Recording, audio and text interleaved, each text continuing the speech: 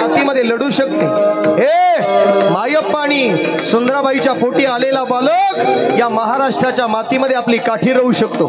त्या बाळू मामाचं अर्धा तास चिंतन सांगतो ना आवरतो महाराज। नीट ऐका, बाळू मामा म्हणजे काय आहे। आज बाळू मामाच्या या जगामध्ये महाराष्ट्रामध्ये 18 पालख्या आहेत। ऐका बरं दादा, 18 पालख्या माझ्या बाळू मामाच्या। अरे काही लोक म्हणतील मेंढके मंडळी सेवा करायला जातात। हे पोरांनो, उन्हाळ्याची सुट्टी जर लागली ना, अरे इकडं तिकडं आयऱ्या गायऱ्या हिंडण्यापेक्षा माझ्या बाळू मामाची 1.25 महिना मेंढर ओळ राजा। अरे तू जर तिथं सेवा केली, माझा मामा तुला लई पटीनं देऊन जाईल। काही लोक म्हटली काव ढवळे महाराज, बाळू मामाची पालखी गावागावामध्ये हिंडती, बाळू मामाची मेंढर ही कशी जन्माला आली असेल? बाळू मामाची मेंढर या गावागावात हिंडतात कशी काय? महाराज तिथे जात पात विचारली जात नाही। अहो कोणीही येतं म्हणतं मामाचा तळ माझ्या दारात आला पाहिजे। ज्याच्या दारामध्ये ज्याच्या शेतीमध्ये माझ्या बाळू मामाची मेंढर चरून गेली ना, त्याला विचारा ऐका बाळू मामाचं जीवन काय होतं। अरे दैव शक्तिशाली पुरुष, पंढरीच्या वाटेला पांडुरंग परमात्म्याची भक्ती करणार हे त्या ठिकाणी मायप्पा आणि सुंदराबाईचं जोडपं। महाराज भक्ती केली, भजन केलं, चिंतन केलं, नामस्मरण केलं आणि अखेर 1892 काळाला 1892 काळाला दुपारी 4:23 बेळगाव पासून काही अंतरावर, कर्नाटक पासून काही अंतरावर अक्कोळ नावाचं गाव आहे। अलशिदनाथा धाव ए तुळजापूरची भवानी, दारुगड बायाचा दारुघड, दारुघड बायाचा दारुघड, दारुघड बायाचा दारुघड बायाचा दारुघड, दारुघड बायाचा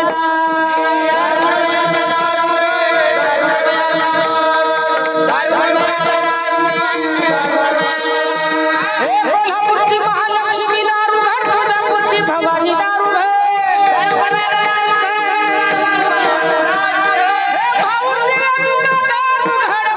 सप्तशृंगी दारुघड, दारुघड बायाचा दारुघड, दारुघड बायाचा दारुघड बायाचा दारुघड, दारुघड बायाचा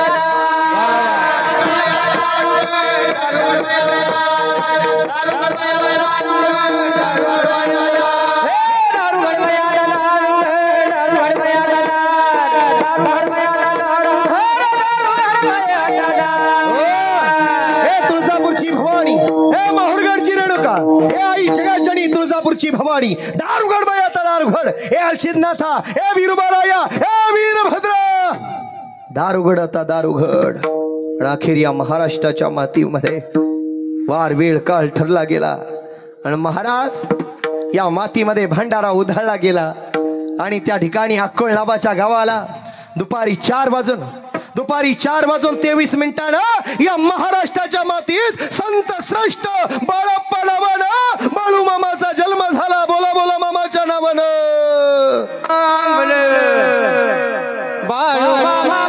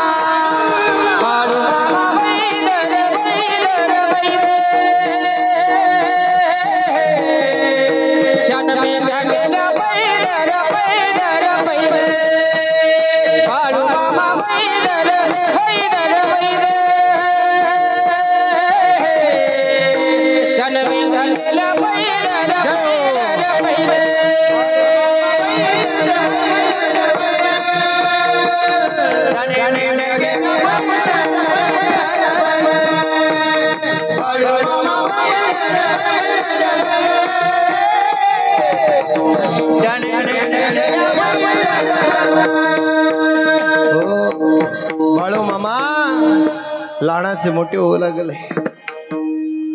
बाळूमामा लहानाचे मोठे होऊ लागले. काही म्हटले बाळूमामाचं राहणं कुठे. बाळूमामा कोण्या बेडवर झोपत नव्हते, पलंगावर झोपत नव्हते. बाळूमामाचं झोपणं म्हणजे काटेरी फासावर असायचं. बाळूमामा बाबडीचा पाला खायचे. अरे कोण हा दैव पुरुष, अरे हा कसा दिसायचा. अरे छोट्याशा बाळूला माता सुंदराबाईनं आणि मायप्पानं डोक्याला फेटा, अंगावर घोंगडी, अरे धोतरबंडी, एका हातामध्ये काठी, अरे डोक्याला गोपीचंदाचा टिळा, गळ्यात पवित्र तुळशीची माळ, पायामध्ये कड, हातामध्ये काठीला घुंगरू, पायामध्ये कोल्हापुरी चप्पल. कसा दिसत होता मामाचा फेटा ऐका.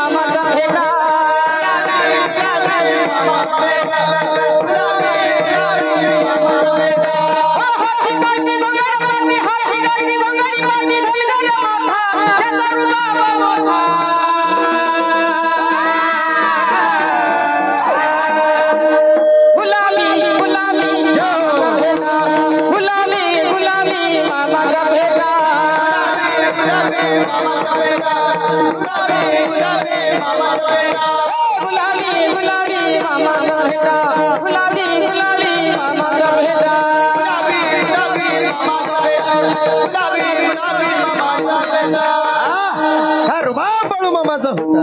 छोटासा बाळूमामा आता अक्कोळ गावाला राहायला लागला होता. बाळूमामाचं लहानपण आता अक्कोळला जायला लागलं होतं. कालांतराने बापाने विचार मनामध्ये केला की माझ्या बाळू धनगराला कुठेतरी काम दिलं पाहिजे, म्हणून चंदूलाल पाटलाकडे बाळूमामाला नेण्यात आलं. चंदूलाल पाटलाची गाय 15 दिवसापासून चारा खात नव्हती. या बाळूमामानं हातामध्ये काठ त्या ठिकाणी चारा घेतला आणि जी गाय चारा खात नव्हती तिला चारा घातला. अरे जिच्या पोटात 33 कोटी देव होते, ती 33 कोटी देव असणाऱ्या गायीनं बाळूमामाच्या हातातला चारा खाला आणि बाळूमामाला आपल्या चंदूलाल पाटलानं आपली पांढरी मेंढर त्या ठिकाणी दिली. कशी? बक्षीस नाही, सेवा करण्यासाठी. बाळूमामाने हातात काठी घेतली. चंदूलाल नावाच्या पाटलाची पांढरी मेंढर घेऊन बाळूमामा या पुण्याच्या रानात निघाले.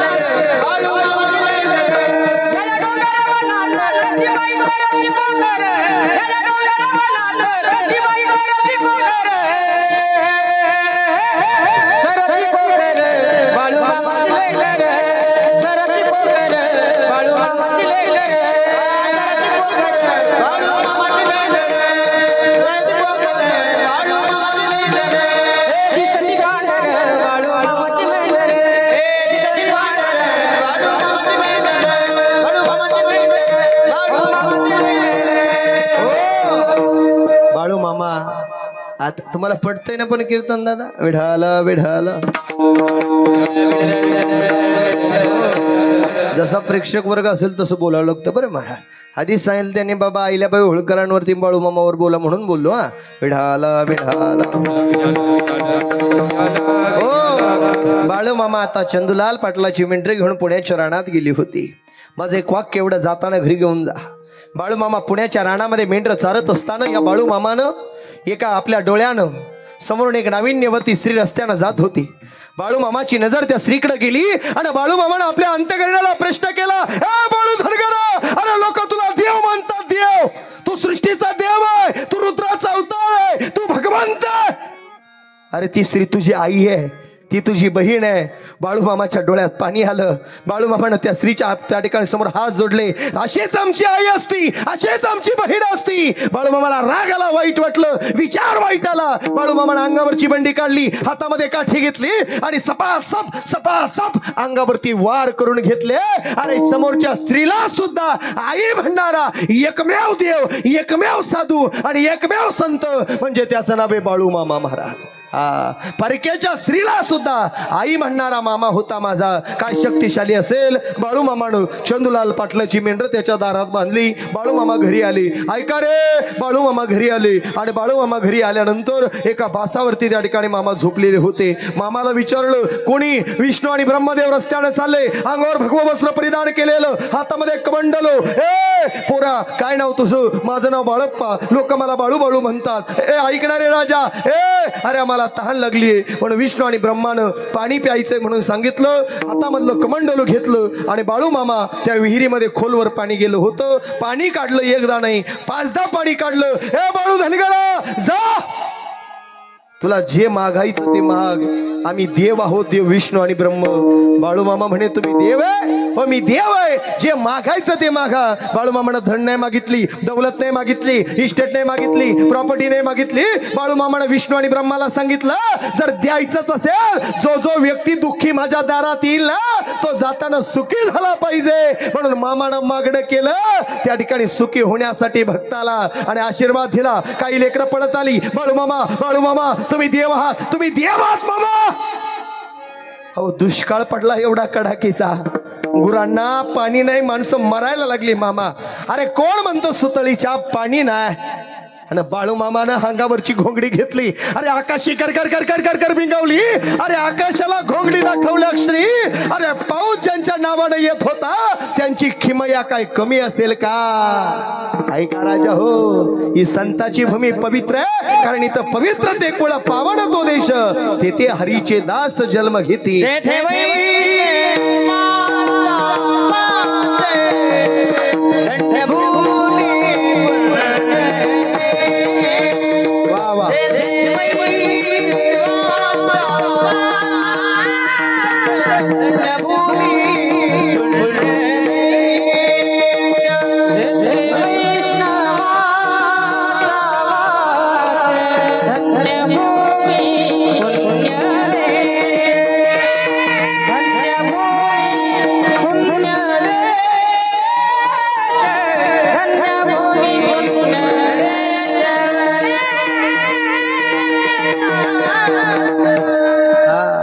महाराज, ही पवित्र भूमी आहे, शूरवीरांची साधू संतांची भूमी आहे. आणि बाळू मामा पावसाला पाडतही होते आणि पावसाला थांबवतही होते. आजही मामा कुठेच नाही, तुमच्या माझ्या सगळ्यांमध्ये. महाराज देव लांब नसतो. काही काही म्हणतात, का हो महाराज दगडाचा देव कोणी पाहिला का? काही लोक म्हणतात, महाराज दगडाचा देव कोणी पाहिला का? दगडाचा देव कुठे असतो का? अरे भल्या माणसा, दगडाचा देव नसता तर तुम्ही आम्ही असतो का? विचार करा. तो नसता तर तुम्ही आम्ही नसतो. अरे माझा बाळू मामा एक दिवस भंडारा घातला. मामाच्या दरबारात कण्याचा प्रसाद घ्या. ए माझ्या माय मावल्या हो, आपण केलेली भाकर आणि मामाच्या मेंढक्यानं खालेली भाकर, अरे मेंढक्यानं नाही खाली, तुम्ही बनवून दिलेली भाकर साक्षात माझ्या बाळू मामानं खालेली असते. ऐका रे, अरे एवढा समाज माझ्या मामाला मानतो. सोपं नाही रे. फक्त मनामध्ये भाव ठेवा, मनामध्ये भक्ती ठेवा. कधीतरी कधीतरी जिथे ढोल वाजतो ना, त्या आदमापुरात चला. आदमापुरात मामाच्या गावात ढोल वाजतो. हे आदमापुरात मामाच्या गावात ढोल वाजतो.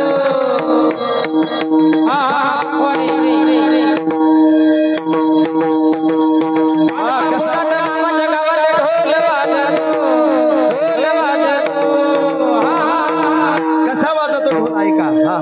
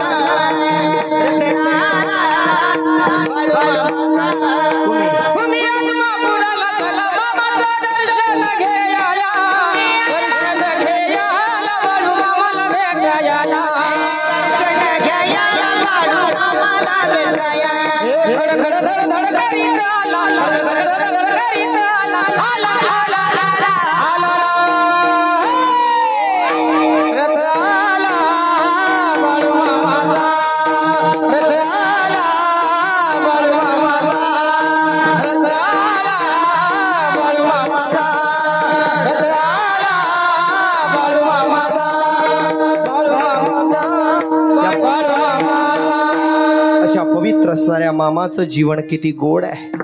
ज्यांच्या जवळ महादेवाचा गळ्यातला सर्प येऊन राहायचा, पशु पक्षी येऊन राहायचे, विठ्ठल रुक्मिणी येऊन भेटायचे, तुळजापूरची भवानी मामाला येऊन दर्शन द्यायची, पंढरीचा विठुराया मेंढक्याच्या रूपाने येऊन मामाच्या दारात काम करायचा. किती भक्ती असेल मामाची, किती किमया असेल. अशा पवित्र मातीत आमचा जन्म झाला. शूरवीर कशा करता येतात? फक्त आणि फक्त धर्म वाढवण्यासाठी, धर्माचं काम करण्यासाठी. अभंगाचं द्वितीय शरण.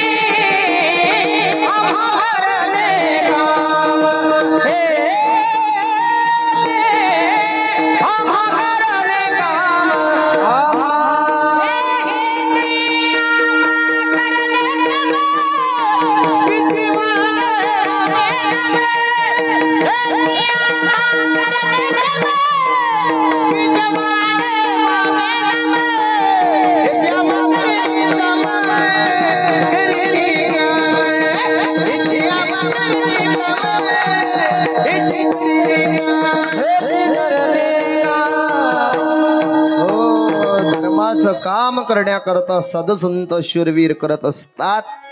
तसं आमचं तुमचं सुद्धा कल्याण करण्याकरता साधू संतांनी अवतार घेतलेला आहे. म्हणून घरामध्ये ज्ञानोबराईची ज्ञानेश्वरी तुकोबाची गाथा, माऊलीची ज्ञानेश्वरी तुकोबाची गाथा आणि भगवान श्रीकृष्ण परमात्म्यानं कुरुक्षेत्रावर सांगितलेली गीता प्रत्येकाच्या घरामध्ये ठेवा. रक्ताची नाते जपा, रक्ताची नाते तुटू देऊ नका. शेवटला आपलीच माणसं आपल्यासाठी धावून येतात, हे ब्रीद वाक्य लक्षात ठेवा. या जगामध्ये कोणी कोणाचं नाही, सगळं भामट जगे, लबाड जगे, स्वार्थी जगे. फक्त एक गोष्ट लक्षात ठेवून थांबतो बरं का. गुरुवर्य नारायणगिरी बाबा गंगागिरी महाराजांच्या बेटाची परंपरा आहे. इकडे भास्करगिरी बाबांच्या पदस्पर्शानं पाबड झालेली भूमी आहे. साधू संतांचा स्पर्श या मातीला लाभलेला आहे.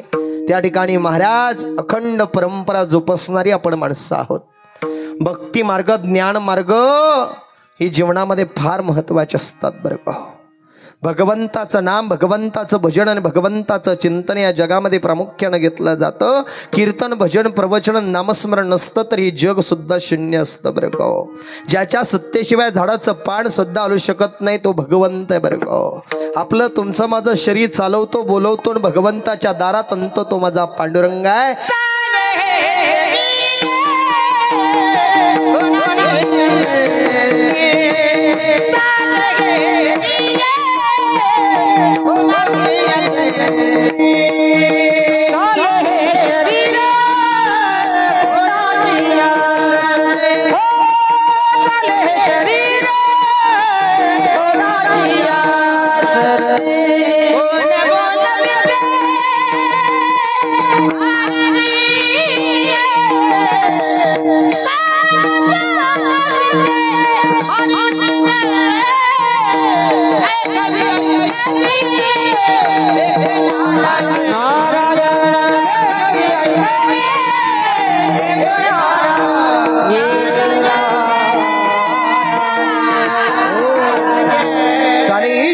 कोणाची असत्य सगळं शरीर चालवणारा भगवंत आहे. जाता जाता महत्वाचे मुद्दे सांगतो, सगळे मान्यवर नीट ऐका. एक काम करा, प्रत्येकाच्या सुखादुःखामध्ये त्या ठिकाणी आपण कार्यक्रमाला जात असतो. महाराज जिथे 2 तासात पोचायचंय, महत्वाचं वाक्य ऐका बरं का. अहिल्याबाई होळकर जयंतीला बरं का साहेब मंडळी, एक मला एवढी गोष्ट आवडली. काही काही ठिकाणी जयंतीला डीजे बीजे लावले जातात, दारू पिऊन पोरं नाचतात. पण आज वांगीकरांना किती धन्यवाद द्यावे तेवढे कमी आहे. माझा पांडुरंग तुम्हाला काहीच कमी पडू देणार नाही बुवा. तुम्ही आज कीर्तन ठेवलं, देवाचे 2 नाम तुमच्या कानावर पडले, याच्यापेक्षा काय लागतं रे राजाओ. एक गोष्ट तुम्हाला सांगतो, जाता जाता जिथे 2 तासात पोचायचंय तिथे 3 तास लागू द्या. काळजी करू नका महाराज, घाई करू नका, गडबड करू नका. आमच्या इथं कालची एक घटना आहे महाराज. लग्न लोक 12:30चं लग्न आहे म्हणून वेळेत पोचलं पाहिजे महाराज. थोडं लेट जा, अर्धा 1 तास लेट जा. कुठं तुमचा ते सत्कार करणारी पोटभर जेवण गपचित घरी निघून या. काला टेन्शन घेत्या महाराज. काय वाटतं दादा तुम्हाला?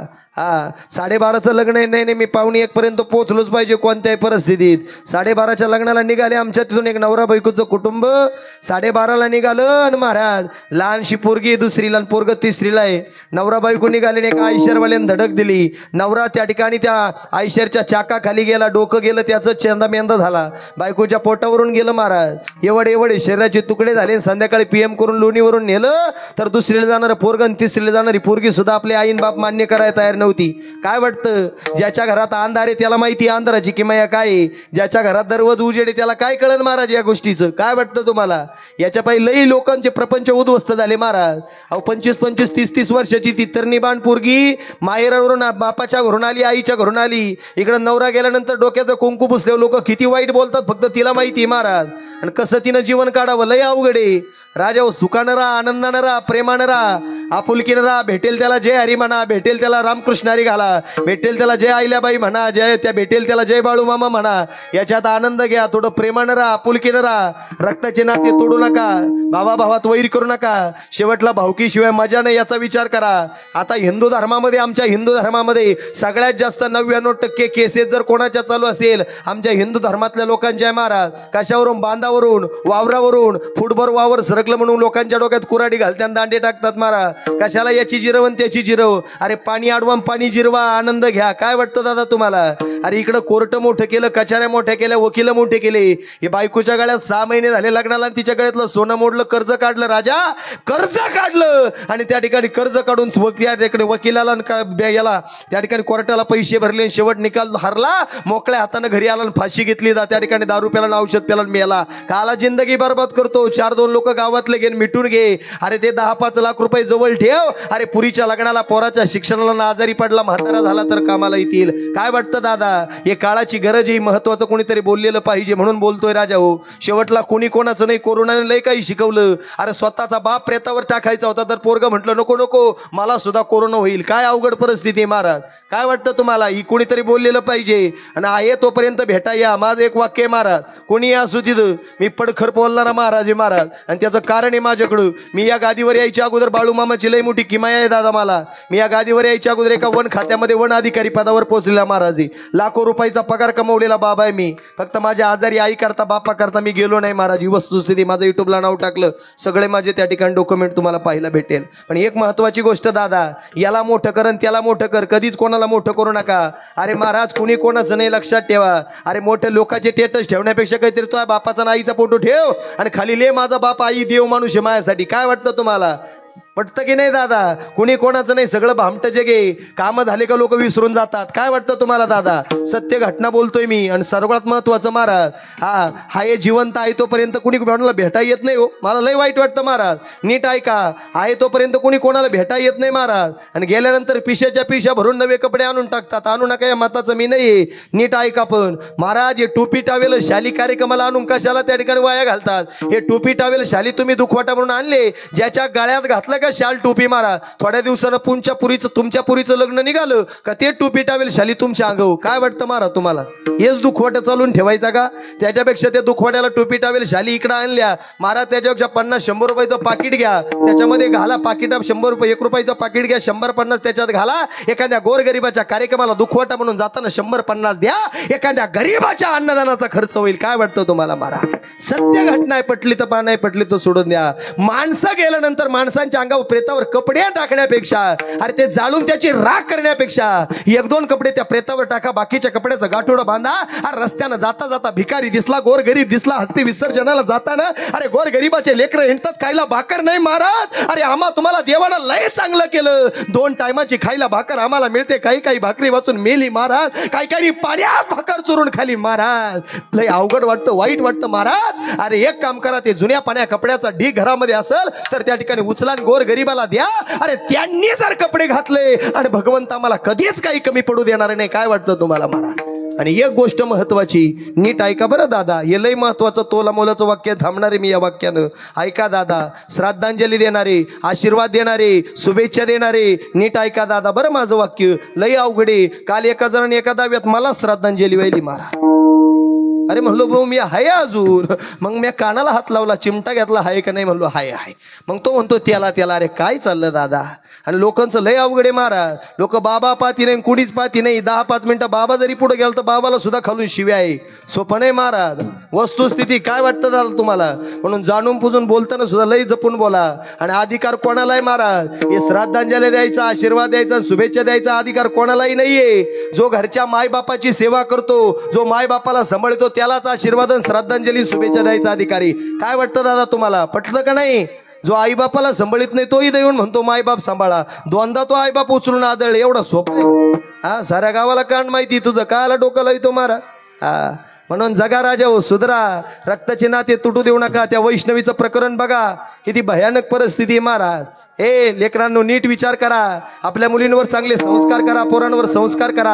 आनंदानं राहा, प्रेमानं राहा, एकोप्यानं राहा. हे गाव म्हणजे धनगर समाजाचा फुलकीचा असणारं गाव आहे. प्रत्येकाच्या सुखादुःखात जा. तो त्या पार्टीचा, हा ह्या पार्टीचा म्हणून त्याच्या पुरीच्या लग्नाला जायचं नाही, त्याच्या मौतीला जायचं नाही. असं काम करू नका. आनंदानं राहा, त्या ठिकाणी प्रामाणिक राहा. आज 300वी जयंती माझ्या पुण्य श्लोका अहिल्याबाई होळकरांची आपल्या गावात होते. आदर्श माता, आदर्श रणरागिणी अहिल्याबाई होळकरांना त्रिवार मानाचा मुजरा करोड सेवेला विराम. विठोबा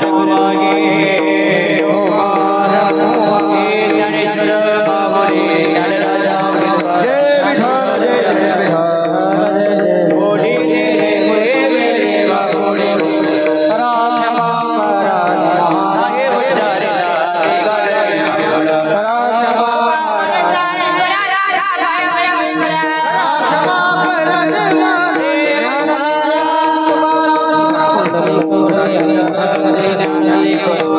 पंढरीनाथ भगवान की जय।